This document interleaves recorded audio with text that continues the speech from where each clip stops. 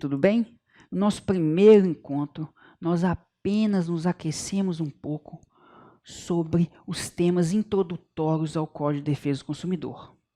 Agora, vamos nos preparar para entrar de cabeça no direito do consumidor. Então, armas e punho, vamos à guerra. Nosso primeiro tema é sobre a relação jurídico-consumerista. O que isso significa? Significa a relação entre as partes. Relação essa que deve ter algumas particularidades para ser uma relação jurídica consumerista. Porque se não fosse, poderia ser uma relação jurídica comum, uma relação jurídica civil, mas aqui nós vamos ver a consumerista. E podemos chamar atenção para 3 elementos. De um lado, nós temos o sujeito ativo. Quem que é o sujeito ativo? É o consumidor. Do outro lado, nós temos o sujeito passivo. E quem que é o sujeito passivo? É a senhora sua mãe? Não, senhor. O sujeito passivo só pode ser o fornecedor. Entre o sujeito ativo e o passivo, nós temos que ter um objeto. Por quê? O consumidor procura o fornecedor para adquirir um bem ou um serviço. Além disso, temos um elemento finalístico aí, porque o consumidor deve adquirir o bem ou serviço como destinatário final. Nós vamos especificar melhor um pouco mais à frente o sujeito ativo, passivo, objeto e esse elemento aí finalístico. Tudo bem? Vamos prosseguir. Como a gente falou, o sujeito ativo será o consumidor. E por que ele é o sujeito ativo? Porque o código chama de defesa do consumidor.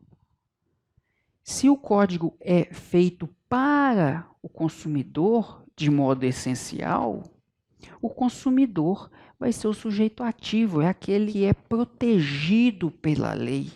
Já o sujeito passivo será o fornecedor, porque o fornecedor tem deveres, tem obrigações de proteger também o consumidor, evitando práticas abusivas, por exemplo. Mas não fique com a ideia que o consumidor não tem deveres. Não chegue aí no supermercado querendo fazer o que você quiser. Eu sou consumidor, eu tenho direito, o consumidor tem sempre razão, me dá esse trem aqui. Calma, tudo tem limite, entendeu? Mas isso não retira o fato que o código é focado em proteger o consumidor. Mas o que é esse consumidor, o nosso sujeito ativo? Vocês têm que entender esse conceito trazido pelo artigo 2º do Código de Defesa do Consumidor, que consumidor pode ser toda pessoa física ou jurídica. Se atente que também uma pessoa jurídica pode ser consumidora, mas tanto um quanto o outro deve adquirir ou utilizar o produto como destinatário final. A gente falando assim parece que é muito simples, né? O que é consumidor? Antes de eu explicar isso, você sabia o que era um consumidor de verdade? Ou você imaginava saber o real conceito para a lei? Mesmo que pareça fácil, a doutrina e jurisprudência não acham que seja tão fácil assim quanto parece. Isso porque, basicamente, nós temos 2 teorias para explicar o que significa consumidor: a maximalista e a finalista. Vamos entender um pouquinho sobre cada uma, porque isso sempre cai em prova. E não só na OAB, cai nas provas de concurso em geral. Então, entenda o real significado de cada uma dessas teorias. Primeiro, a maximalista. Acompanhe aí o slide.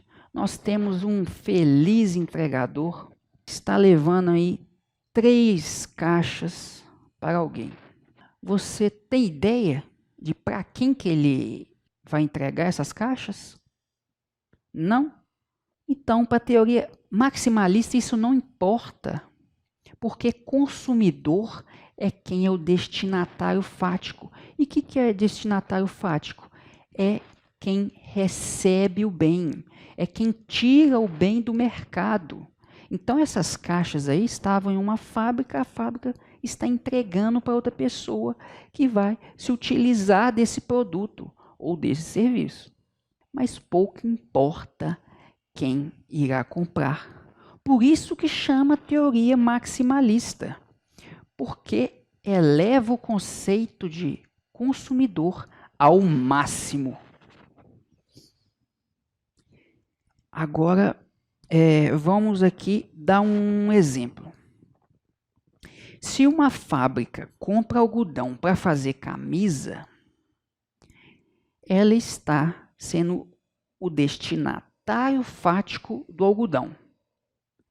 E sendo destinatário fático do algodão, ela pode ser considerada como consumidora. Agora, se uma fábrica compra camisas e as revende em outro lugar, fazendo um novo preço, ela não pode ser considerada consumidora, porque ela pega o mesmo bem e ela não fica com o bem, ela não é o destinatário desse bem, ela simplesmente repassa. Entenderam? Então, esse é o limite da teoria maximalista. E a teoria finalista? Olha só que bonito. O casal está mudando, recém-casados, precisa mobiliar a casa. Então, imagine que aquele entregador estava entregando as caixas para esse casal mobiliar a sua casa.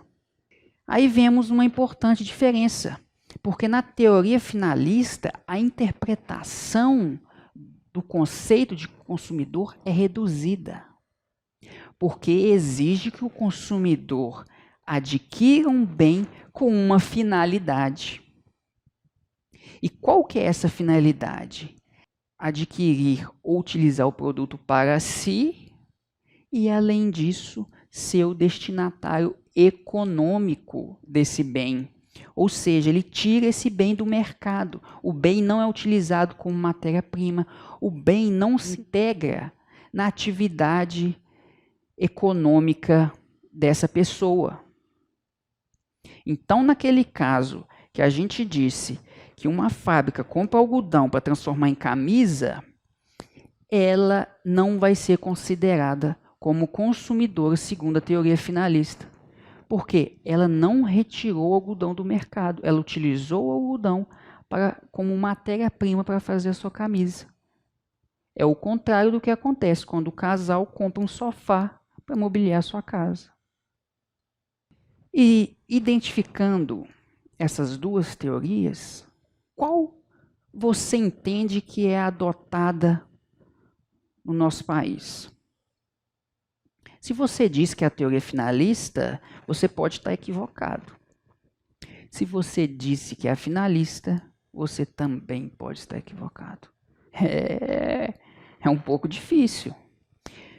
Eu digo isso porque nós temos uma terceira teoria, que é a finalista mitigada ou aprofundada. Segundo essa teoria, ela é mais flexível no conceito de consumidor. É mais flexível, abrangendo mais pessoas do que a finalista pura, mas é menos extensa que a teoria maximalista. Segundo essa teoria, consumidor será a parte vulnerável naquele caso concreto. Então, a pessoa jurídica, ela pode ser consumidora, mesmo que utilize o produto como matéria-prima, mas desde que ele seja vulnerável, e ele deve comprovar isso no processo. E essa vulnerabilidade pode ser técnica, jurídica, econômica, informacional, a depender do que aconteceu ali naquela relação específica. Então acompanhe aí no slide um vendedor de praia. Esse vendedor, quando você compra um produto dele, ele é fornecedor e você é consumidor dele. Agora, esse mesmo vendedor pode ser considerado como um consumidor? Pode, segundo essa teoria finalista mitigada, mas ele deve comprovar a sua vulnerabilidade. Então, imagine que esse vendedor, ele venda pão de mel. E para ele vender pão de mel, ele vai no supermercado, compra chocolate, compra leite condensado e outros produtos. Faz em casa o pão de mel e vai vender na praia, vai vender na faculdade. Ele é fornecedor. Agora, se ele tiver algum problema com o produto, ele pode ser considerado consumidor se provar essa vulnerabilidade, essa fraqueza em algum dos requisitos que eu coloquei para vocês. E ele prova essa vulnerabilidade, por exemplo, contra a Nestlé. A Nestlé tem muito mais poderio jurídico, técnico, econômico e informacional sobre o leite condensado que ela vende. Então, aquele vendedor pode comprovar isso e ser considerado consumidor também. Essa teoria é bastante adotada pelo STJ, porém a gente pode ver que as outras duas teorias, em alguns casos, também são adotadas. Então, para a gente finalizar, vamos aqui à nossa questão de prova. Acompanhe aí comigo. Ela é de 2016. Inês, pretendendo fazer pequenos reparos e manutenção em sua residência, contrai empréstimo com essa finalidade. Ocorre que, desconfiando dos valores pagos nas prestações, procura orientação jurídica e ingressa com ação revisional de cédula de crédito bancário, questionando a incidência de juros remuneratórios, ao argumento de serem mais altos que a média praticada no mercado. Requereu a inversão do ônus da prova e, ao final, a procedência do pedido para determinar a declaração de nulidade da cláusula.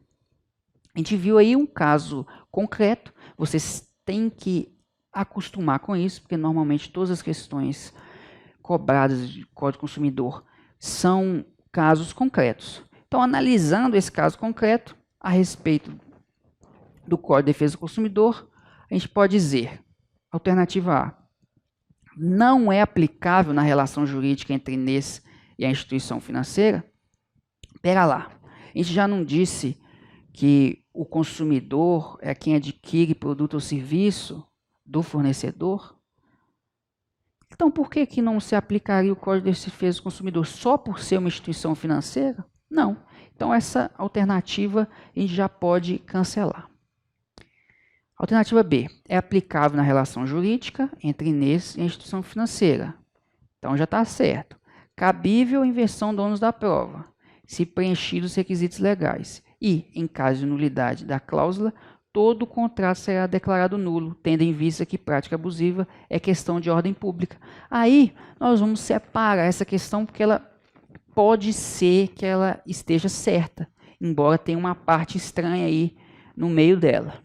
Alternativa C, é aplicável o Código de Defesa do Consumidor, cabendo a inversão do ônus da prova, caso o consumidor comprove preenchimento dos requisitos legais, sendo certo que a declaração de nulidade da cláusula não invalida o contrato, salvo se importar em ônus excessivo para o consumidor, apesar dos esforços de integração. Essa aí é parecida com a letra B. Então vamos ler a letra D primeiro.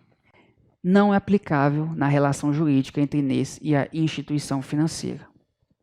Nós já vimos que é aplicável, então a gente fica entre a letra B e C. A grande diferença entre as duas é que na B diz que a nulidade da cláusula importa em declarar o contrato todo nulo. Isso não é verdade.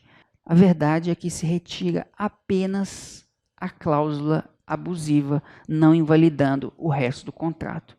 Então, a alternativa correta é a C. E se você me acompanhar, a ao longo dessa jornada você será capaz de acertar todas essas questões, ok? Então, te vejo em breve.